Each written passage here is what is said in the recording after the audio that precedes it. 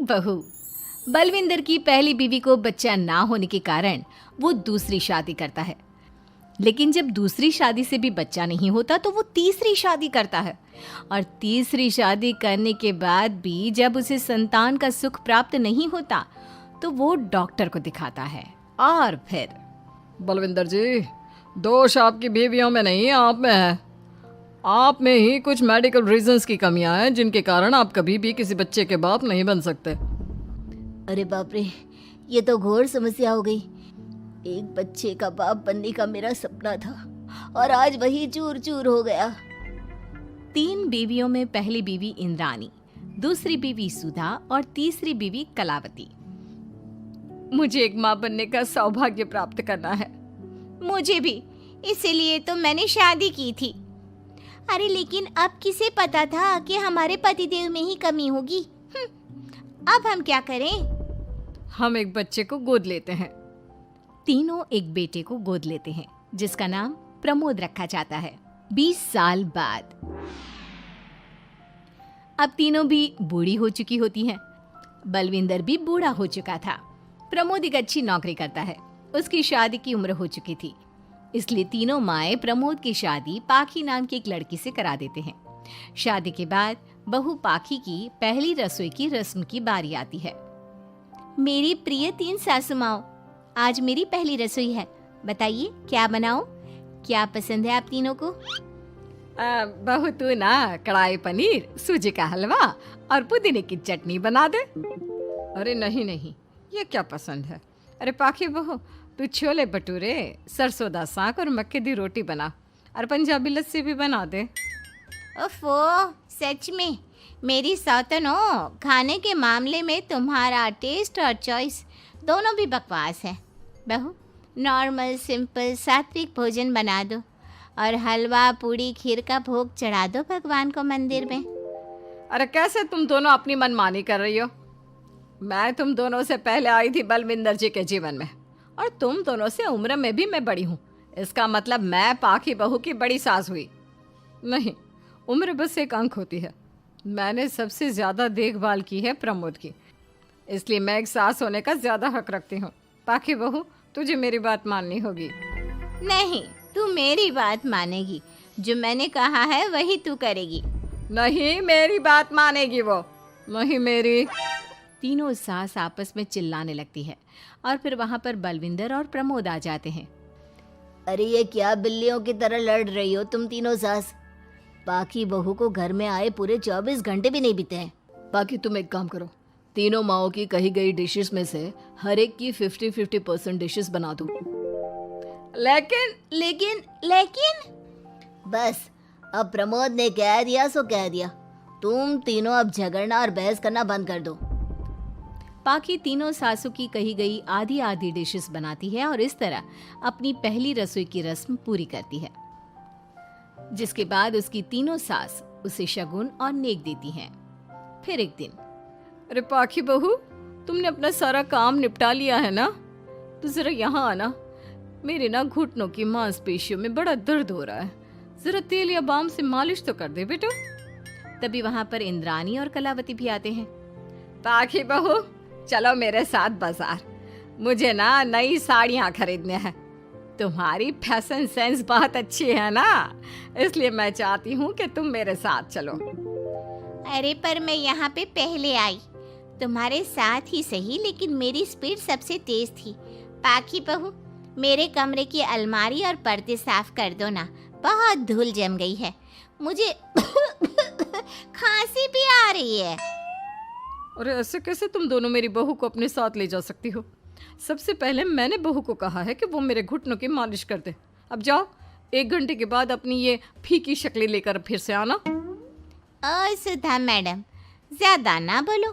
पाखी बहू को तुम दोनों से ज्यादा नेक दिया है मैंने, इसलिए पाखी बहू तो मेरा ही काम करेगी। और वैसे भी ये सुशील सर्वगुण संपन्न बहू अपनी इस बेचारी बूढ़ी सास को खांसते हुए कैसे देख सकती है? क्यों पाखी बहू? हाँ, पर नहीं पाखी बहू, तुम इन दोनों की भावनाओं के जाल में मत फंसो। और रही बात शगुन और नेक की, तो रिश्तों को प्यार के भाव से तोला जाता है, ना कि पैसों के भाव से। मतलब ये कहीं के।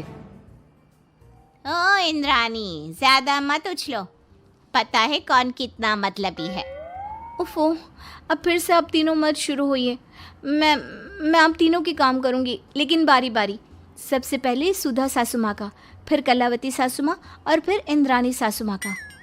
इसके बाद तीनों सासों में फिर से लड़ाई और कहासुनी छिड़ जाती है। फिर एक दिन जब पाखी घर का किराने का सामान लेने बाहर निकल रही होती है कि तभी, बहू, मुझे ना मेरा पुराना संदूक नहीं मिल रहा, तू आकर ढूंढ देगी क्या? अब ठीक है इंद्रानी सासू माँ। पाखी इंद्रानी के कमरे में जा ही रही होती है कि तभी उसे सुधा रोक लेती है, हाथ में खूबसूरत साड़ी लिए। पाखी बहू, ये मेरे ना साड़ी पर पिछली बार अचार गिर गया था, इसे प्लीज अच्छे से धो देना। वो कल शाम को विमला जी के बेटे की शादी में जाना है ना, एक ही बार पहनी है ये साड़ी मैंने। अभी धो देगी तो कल तक अच्छे से सूख जाएगी और कड़क इस्त्री करके मैं तेरा परफ्यूम मार कर शादी में जाऊंगी। हाँ, लेकिन सुधा सासू माँ, उतने में कलावती भी वहाँ पर एक कढ़ाई लेकर आ जाती है। पाखी बहू, ये मैंने कल रात को मेहंदी भिगोई थी लोहे की कढ़ाई में, मेरे बालों में लगा देना बिटिया, तू तो मेरी प्यारी बहू है ना? इंद्रानी वहाँ आ जाती है और तीनों सास फिर से एक दूसरे को गुस्सेल आंखों से देखती है और फिर से आपस में लड़ना शुरू कर देती हैं। तुम अपने आप को समझती क्या हो? खरीद लिया है क्या मेरी बहू को? ये मेरी बहू है। तो मेरी पड़ोसन है क्या? ये मेरी भी बहू है और मेरा भी इस पर उतना ही हक है जितना कि तुम्हारा। तुमने खरीद नहीं लिया है ना, तो ये मेरी है, सिर्फ मेरी, इकलौती बहू मेरी पाखी, मेरा ही काम करेगी। क्यों पाखी? नहीं नहीं, ये मेरा काम करेगी। पहले मैंने आवाज लगाई थी। तुम दोनों तो ऐसी बहू पाने के लायक भी नहीं हो। हट जाओ तुम दोनों और खुले मैदान में जाकर एक दूसरे से लड़ो और नोचो एक दूसरे को। लेकिन पाखी बहू तो सिर्फ मेरी ही सुनेगी और मेरे ही आदेशों का पालन भी करेगी।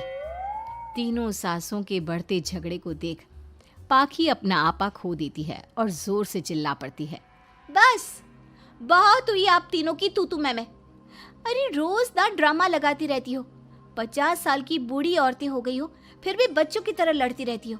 अब बस बहुत हुआ। अब तो मैं आप तीनों में से किसी की भी बात नहीं सुनूंगी और मैं जा रही हूँ ये घर छोड़ के। अब मुझ में और सहन शक्ति नहीं बची, मैं चली। अब लड़ो झगड़ो, एक दूसरे को मारो पीटो नोचो, जो करना है करो। पाखी अपना सूटकेस लेकर घर से बाहर निकलने लगती है। तभी तीनों सास बेहद घबरा जाती हैं और भावुक होकर पाखी से विनती करने लगती है, पाखी बहू हमें छोड़कर मत जाओ ऐसे। अरे हम तुम्हारे बिना मर जाएंगे। इतने कम समय में ही तुम हम सबकी जीने की वजह बन चुकी हो। माफ कर दो हमें बेटा। हाँ पाखी बहू, हम आइंदा से कभी नहीं लड़ेंगे और हंसी खुशी मिलकर बात करते रहेंगे, वादा करते हैं। हाँ बहू, लेकिन तू मत जा प्लीज, ये घर तेरे बिना सुना सुना हो जाएगा।